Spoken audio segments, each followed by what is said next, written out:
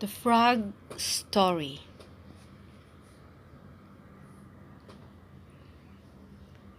A long time ago, into the forest, there were two frogs, and they were best friends.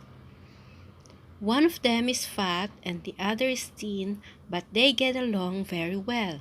They always look for trouble and adventures.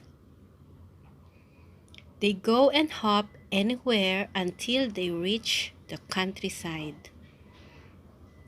Then suddenly they saw a farmer with a bucket. The farmer left the bucket in front of the stable. The two frogs was very curious about the bucket, so they went to see what is inside it. And because the bucket was too high, they cannot see what is inside, so they made their highest jump and jumped in. The bucket is filled with milk and they couldn't get out anymore.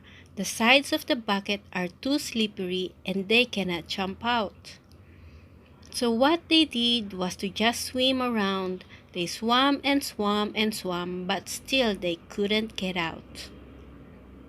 After an hour, the fat frog said to his thin frog friend, "Brother Frog, there is no more use paddling any longer. We are just going to drown and die, so why don't we just give up? There is no more point paddling around.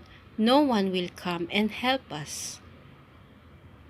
The thin frog replied, "Hold on, fat brother frog. Just keep on paddling. Someone will get us out from here.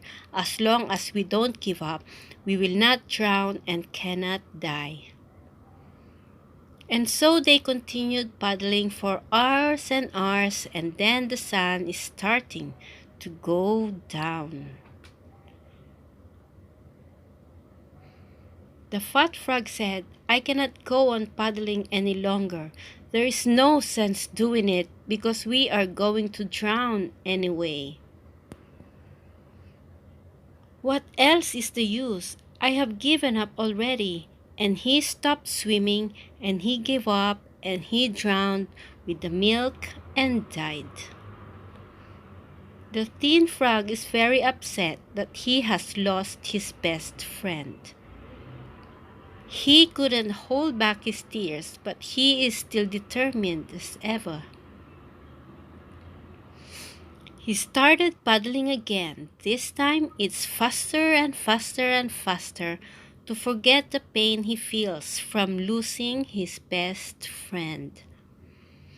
Suddenly, at around midnight, he noticed that he had turned the milk into butter because he has been paddling for so long. And he was able to jump out of the bucket. He let out a joyous yell and hopped back into the woods. He was thinking that he was alive and he had made it after a long hours of paddling and swimming and being trapped inside the bucket. And he was also sad at the same time because he had lost his best friend. He knew that he hadn't been able to help his best friend because when the fat frog made the decision to give up, he was doomed. He don't lose as long as we never give up. Years later, he got married to a lady frog and had baby frogs. He named them all after his fat best friend to keep his memory alive and because he misses him so dearly.